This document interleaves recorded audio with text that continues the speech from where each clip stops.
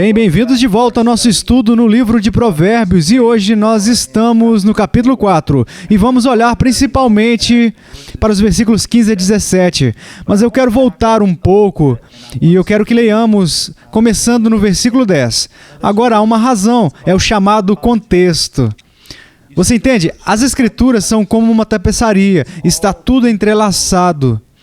E é muito difícil para nós entender um texto, a menos que nós possamos enxergá-lo no seu contexto. Isso significa ver os versículos ao seu redor e entendê-los como não apenas pequenos pedaços diferentes de informações, mas como um todo. Deixa eu dar um exemplo. Digamos que você enxergue uma foto de um homem, e isso é tudo que você vê. É o próprio homem. Você não enxerga nada na frente dele, nada atrás dele, apenas ele. E ele tem um olhar chocado na face. Muito, muito chocado. Agora, você pode ver que o homem está chocado, mas você não sabe o porquê. Talvez ele simplesmente entrou em uma festa surpresa de aniversário. Essa é a possibilidade. Ou talvez ele simplesmente viu um acidente terrível. Ou talvez ele estivesse caminhando por um caminho na floresta e foi confrontado por um urso pardo muito grande. Você não tem ideia, a menos que você possa olhar em torno dele. É da mesma maneira com a Bíblia. Nós não podemos simplesmente pegar versos aqui e ali e depois colocá-los juntos assim. Isso seria uma espécie de sopa de letrinhas. Mas temos que olhar cada versículo no seu contexto. Digamos que vamos simplificar cada versículo no contexto do seu capítulo e cada capítulo no contexto do próprio livro. E em seguida o próprio livro no contexto do restante das Escrituras. Porque as Escrituras são inspiradas, são inerrantes, infalíveis. São perfeitas e elas não se contradizem. Portanto, se você interpretar uma escritura de uma maneira e outra escritura de outra maneira, ambas as suas interpretações se contradizem, então sabemos que você está errado em uma delas ou em ambas, porque a Bíblia não se contradiz. Agora, vamos ler começando no versículo 10. Ouve, filho meu, e aceita as minhas palavras, e se te multiplicarão os anos de vida. No caminho da sabedoria te ensinei, e pelas veredas da retidão te fiz andar. Em andando por elas não se embaraçarão os teus passos, se correres, não tropeçarás. Retém a instrução, e não largues, guarda, porque ela é a tua vida. Não, versículo 14. Não entres na vereda dos perversos, nem sigas pelo caminho dos maus. Evita-o. Não passes por ele, desvia-te dele e passa de largo. Pois não dormem se não fizerem mal, e foge deles o sono se não fizerem tropeçar alguém. Porque comem o pão da impiedade e bebem o vinho das violências. Vamos ao Senhor em oração. Pai, obrigado por esta grande oportunidade de ensinar. Obrigado, Senhor, pelos jovens que estão ouvindo. Querido Deus, eu oro por eles, que ao lerem a sua palavra, eles enxerguem quem o Senhor é, que eles possam enxergar a grande necessidade deles, o pecado deles, que eles enxerguem Cristo como todo suficiente Salvador, que eles reconheçam, Senhor, a dependência absoluta deles ao Espírito Santo e sua dependência absoluta da palavra de Deus para orientação. Oh, meu Deus, nos ajude a não fazer nada extravagante neste momento, mas simplesmente a comunicar a sua verdade. Em nome de Jesus. Amém. Simplesmente um lembrete antes de começarmos. Se lembre de que eu não estou fazendo isso como alguns exercícios intelectuais, eu não estou fazendo isso para que você tenha algo para fazer na sua educação em casa. Eu estou fazendo isso porque não há nada mais importante que reconheçamos ou não, do que conhecer a Deus e conhecer sua palavra. E o meu desejo não é que vocês simplesmente sejam capazes de dizer para sua mãe, para o seu pai, sim, eu terminei aquele sermão hoje. Não. Hoje não é o final de um sermão. É o começo do aprendizado de coisas novas na palavra de Deus, que nós podemos aplicar na nossa vida para o resto da nossa vida. Então, por favor, pegue isso e leve a sério. Leve isso como algo que você não deve simplesmente ouvir ou enxergar, mas algo que você deveria incorporar na sua vida e praticar. Bem, agora, por que lemos os versículos 10, 11, 12 e 13? Aqui está a razão. Nós vemos uma divisão maravilhosa aqui em 10 a 13, que ele está falando sobre instrução, ok? Então ele está falando sobre agarrar o que é verdade e o que é positivo.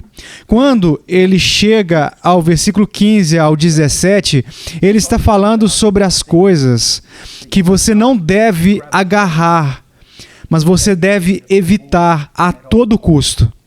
Deixa eu dar uma maneira muito simplista ou simples de olhar para isso. Deus é um Deus justo. Ele realmente é. E Ele ama a justiça. Ele ama. Mas Ele também odeia a injustiça. Tudo o que contradiz a sua vontade. Tudo o que é profano. Tudo o que é distorcido. E tudo o que traz destruição para a sua criação, o pecado. Agora, a Bíblia foi escrita principalmente para nos mostrar a Cristo, a nossa necessidade de salvação e a grandeza e a suficiência do sacrifício que Jesus Cristo fez no nosso lugar. Mas também nós podemos dizer isso de uma maneira. A Bíblia nos revela que Deus nos ama. Também nos revela as próprias coisas que Deus odeia. E Ele usa essa palavra várias vezes, que Ele odeia o mal. É uma abominação para Ele, é algo que é repugnante para Ele, desagradável para Ele. Então, em parte, nós estudamos a Bíblia para conhecer quem Deus é e aprender o que Ele ama e aprender o que Ele odeia. E quando nós aprendemos essas coisas que Deus ama, para as quais nós devemos correr, devemos agarrá-las de todo o coração e não deixá-las partir. E quando aprendemos as coisas que Deus odeia, que Ele odeia, assim, às vezes Ele usa uma palavra abominação. É uma abominação para Ele. Quando nós aprendemos essas coisas, não devemos simplesmente evitá-las passivamente, mas nós devemos nos separar disso ativamente. E não simplesmente porque Deus nos manda fazer isso, mas também porque percebemos o quão perigoso o pecado pode ser e quão suscetível nós somos, mesmo nós cristãos, ainda nós podemos pecar. Nunca esqueçamos o exemplo de Caim. Caim ficou muito irado porque Deus não aceitou o sacrifício dele, mas aceitou o sacrifício do seu irmão, que foi dado pela fé. E Deus alertou Caim. Ele disse, veja, o seu pecado é errado, mas se você não lidar com isso agora, vai se tornar extremamente mortal. E ele comparou o pecado a um animal selvagem na porta da tenda de Caim. E ele disse, o seu desejo quer ter você para te devorar, para te controlar. E nós podemos ver nas Escrituras que Caim não levou a sério a admoestação de Deus, e a sua ira tomou conta dele como uma fera, o transformou. E veja o que aconteceu, a sua ira se transformou em ações de assassinato. Se cedermos ao pecado mais e mais, isso vai começar a nos controlar. Eu usei essa ilustração antes e vou usá-la muitas vezes a partir de agora. É como imaginar que isso é o pecado e você está dizendo a si mesmo, ok, eu posso chegar perto disso, não há mal nisso, mas então o que acontece? Eu posso tocá-lo de vez em quando, não há mal nisso. Então você diz, bem, eu posso segurar isso por um tempo, se eu quiser, depois eu posso deixar isso ir embora. Mas então um dia o que acontece? Você agarra o pecado e o pecado agarra você. E agora, mesmo que você lamente e queira que vá embora e se esforce, ele tem você. Imagine também, acho que já usei essa ilustração antes, mas aqui está um homem muito grande e ele tem um pequeno pecado em uma corrente e ele está segurando esse pecado em uma corrente. Um pequeno pecado e um homem grande. Mas se ele continuar nessa relação, o que acontece? O homem vai ficando menor, e menor, e menor. Mais fraco, mais fraco e mais fraco. E o que acontece com o pecado? Ele vai ficando maior, maior, maior e cada vez mais poderoso na sua vida. E então, logo o que acontece é que este homem não tem o pecado mais na corrente, mas o pecado tem este homem em uma corrente. Aqui está o grande pecado agora e aqui está o homenzinho. Agora, então, nos versos 10 a 13, veja o que diz. Ouve, filho meu, ouça o que eu estou te dizendo, escute a palavra de Deus, que também significa obedecer. Ele diz, aceite as minhas palavras e se te multiplicarão, torne isso seu. Então ele diz, eu me dirigi a vocês, eu te ensinei no caminho da sabedoria, eu te conduzi por caminhos retos. Então ele diz no versículo 13, então pegue a instrução e não deixe ela ir, proteja ela. Por quê? Porque ela é sua vida. Então imagine, sabe, você está pendurado no topo de uma montanha e há nuvens entre você e a terra. E a única coisa que te impede de cair e de morrer é que você está segurando essa corda. E você se apega a ela com tudo o que você tem. E isso deveria ser o seu relacionamento com a palavra de Deus. Agora, nós poderíamos ir para outro lugar e eu poderia dizer a vocês nas Escrituras que Deus está se apegando àqueles que creem nele. Isso é verdade. Mas isso não nega o fato de que Deus também nos diz para esperar na sua palavra. De fato, uma das maneiras pelas quais Deus se apega a nós é nos ensinando a sua palavra para que nós possamos manter a nossa vida nele. Agora, então, a instrução. Mas então nós chegamos ao versículo 14 e ele está dizendo que não basta pegar o positivo, mas tem que evitar o que é mal. Agora, vamos dizer isso.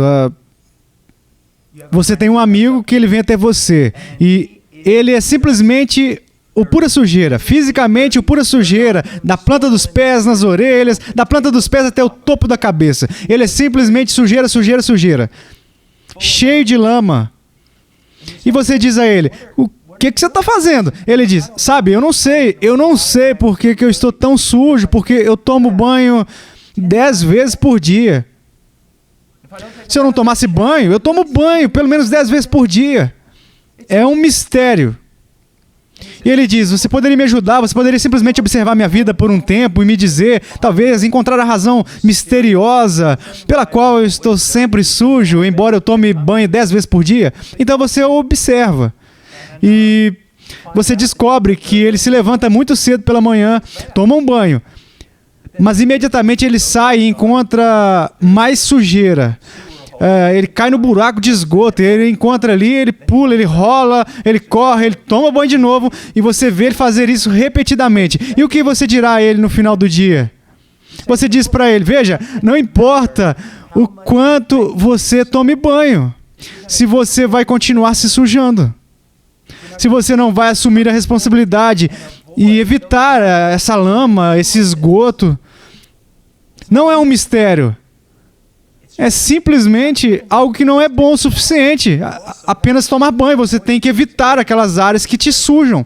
Bem, é a mesma coisa com a palavra de Deus. Na verdade, eu conheci pessoas que estudaram a Bíblia um pouco, mas moralmente eles permaneceram sujos. Por quê? Porque eles não levaram isso aqui a sério. Talvez seja porque eles não pensaram que o pecado fosse tão perigoso, mas é principalmente por causa disso, que eles pensam que são mais fortes do que eles são. E se há uma coisa que eu aprendi agora como um homem velho, não sou nem um pouco forte. E eu não preciso ir para o campo de batalha e desafiar o pecado para ele sair e lutar comigo. Sempre que eu enxergo o pecado, eu levanto a cabeça e a melhor coisa é simplesmente ir embora. Até mesmo Paulo disse isso a Timóteo para fugir. Para fugir. Então, depois de dizer a ele, eu instruí você, ele chega ao versículo 14 e ele diz, veja, Mesmo que você tenha essa instrução, isso não significa que você pode simplesmente entrar em comunhão com o pecado e não ser sujo ou se sujar. Não significa que você pode sair com pessoas ímpias, uma vez que você já orou esta manhã. Não significa que você pode ir agora assistir qualquer coisa na televisão que corrompa seu coração. Não é isso que significa se apoderar das Escrituras, mas abandonar essas coisas. Coisas que anulam o que você estudou nas Escrituras. Então, ele diz no versículo 14, não entres na vereda dos perversos, nem sigas pelo caminho dos maus. Por favor, entenda isso. Aqui, no ministério, aqui na Hot Cry, eu sou muito, muito sortudo por estar cercado por homens e mulheres piedosos, que quando eu estou perto deles, eles me fazem querer ser mais devoto a Cristo. Se houver alguma força espiritual em mim, ou maturidade, é porque ao longo da minha vida, eu tentei me manter próximo de pessoas que me faziam querer ser mais do que eu sou. Eles me influenciaram para sempre. Agora, vamos começar de onde vamos começar no versículo 15. Ele diz, evita-o. Não passes por ele, desvia-te dele e passa de largo. Sabe, esse cara parece a minha mãe, quando eu era um garotinho. Se valia a pena dizer uma vez, valia a pena dizer 20 vezes, especialmente se fosse um mandamento para mim, porque eu era muito cabeça dura. Olhe para a ênfase aqui. Se combinarmos o versículo 14 com o 15, olha o que ele diz. Não entres na vereda dos perversos. Ele disse uma vez. Nem sigas pelo caminho dos maus, 2 vezes. Evita-o 3 vezes, passes por ele 4 vezes, desvia-te dele 5 vezes e passa de largo 6 vezes. Você vê isso? Geralmente quando algo se repete na Bíblia é porque é extremamente importante. Então, na parte anterior do texto, nós lemos que ele manteve-se dizendo, versículo 10, ouve, aceita, sabe, segure a instrução, guarde a instrução. E ele está dizendo, veja, estude, memorize, medite, obedeça, leia, agarre isso, analise isso na sua mente até que isso seja arraigado no seu coração e se torne uma parte de você, esses mandamentos de sabedoria. Mas então ele continua, ele faz a mesma coisa agora com relação ao pecado. Evite, corra, fuja, saia daí, faça o que for preciso, não chegue perto disso. Você entende como as duas coisas funcionam juntas? Nós podemos ver aqui a sabedoria de Deus. Agora, com relação ao versículo 15, eu escrevi aqui nas minhas notas, há algo melhor do que escapar da vereda dos perversos. Evite isso completamente. Evite isso completamente. Se você está lutando e alguém te amarra em um nó, geralmente, nem sempre, geralmente há uma maneira de sair disso. Mas como um lutador, há um plano melhor. Evitar isso. Seja rápido com seus pés. Saiba o que você precisa fazer. Quando alguém mirar em você e tentar te controlar e te derrubar, saiba o que você precisa fazer. Saiba como conseguir ficar longe disso, porque uma vez que eles te segurarem, realmente há uma boa chance de você não ficar livre. Bem, também no que diz respeito ao pecado, é ainda mais. Eu ouço as pessoas dizerem, sabe, eu estou caminhando com Deus, eu estou cheio do Espírito, eu estou estudando as Escrituras, eu não tenho medo. Então você é um tolo.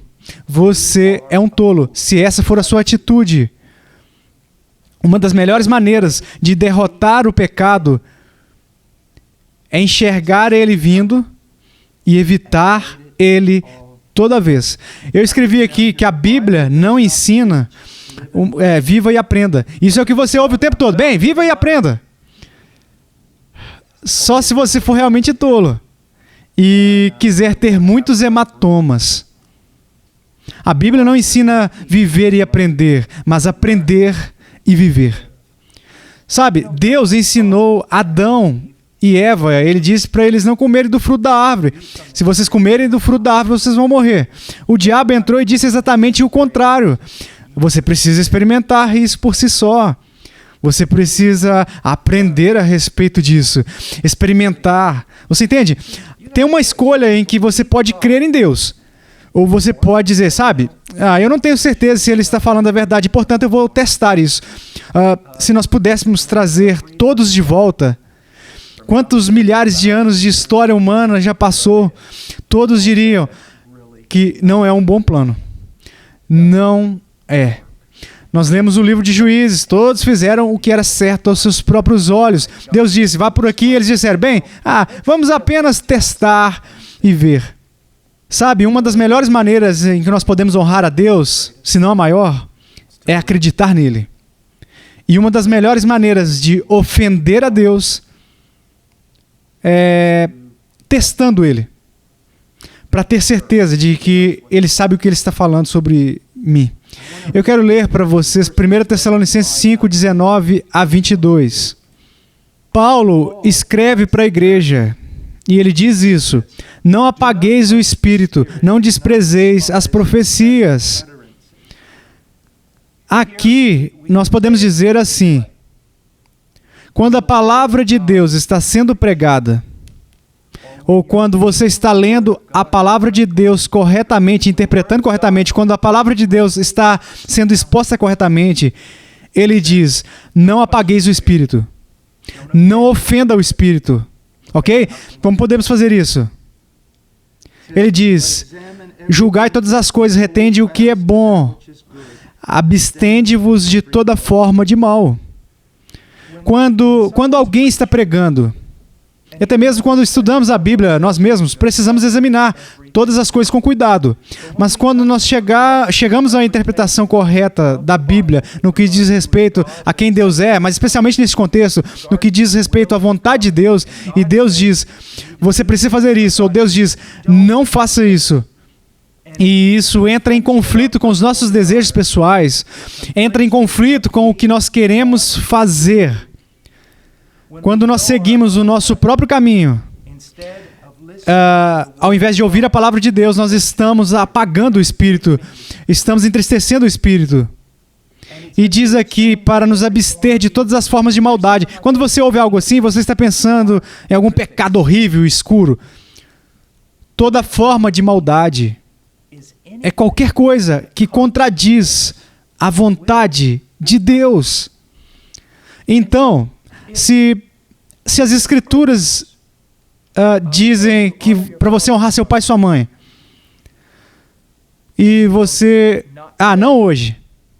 Eu não concordo com eles. Não hoje. Isso é uma forma de maldade. Sabe, pense a respeito disso. Quando Deus diz para você servir e ser gentil com seu irmão e a sua irmã, e você, hoje não, eles não merecem isso, isso é uma forma de maldade. Você decidiu que o seu jeito é certo e o jeito de Deus não é errado.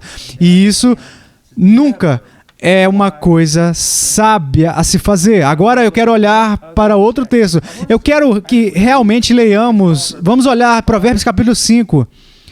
Versículo 12, e vamos ouvir uma pessoa, ok? Neste texto, nós vamos ouvir de uma pessoa que decidiu, ele decidiu que precisava experimentar coisas por si mesmo, que a palavra de Deus não era suficiente. Eu preciso verificar isso, certificar de que Deus está certo. Olha o que diz, versículo 12, e digas, como aborreci o ensino e desprezou o meu coração a disciplina, e não escutei a voz dos que me ensinavam, nem a meus mestres inclinei os ouvidos. Quase que me achei em todo mal que sucedeu no meio da assembleia e da congregação. Também diz no versículo 11, e gemas no fim de tua vida, quando se consumirem a tua carne e o teu corpo. Aqui era uma pessoa que fez o quê? Que odiava a instrução. Por que odiava a instrução? Porque contradizia o que essa pessoa queria fazer. Eu acredito que foi o teólogo Sinclair Ferguson que disse que os homens odeiam a vontade de Deus porque não é a vontade deles. Sabe, quando as pessoas vêm atrás de mim para aconselhamento, você sabe o que eu sei, jovens? A maioria das pessoas que vêm até mim para aconselhamento, elas vêm simplesmente procurando um conselheiro que vai concordar com o que elas já decidiram fazer. E se eu contar para elas o que a Bíblia diz e que é contrário ao que elas querem, geralmente elas vão simplesmente encontrar outro conselheiro, e elas vão continuar procurando por conselheiros até encontrar alguém que concorde com elas. É por isso que as pessoas muitas vezes pulam de igreja para igreja para igreja. Nem sempre, mas às vezes sim. Então, você precisa ouvir a palavra de Deus. Você não precisa testar ela. Se Deus já determinou e declarou. Bem, eu espero que tenha sido útil. Espero vê-los em breve na próxima lição. Deus os abençoe.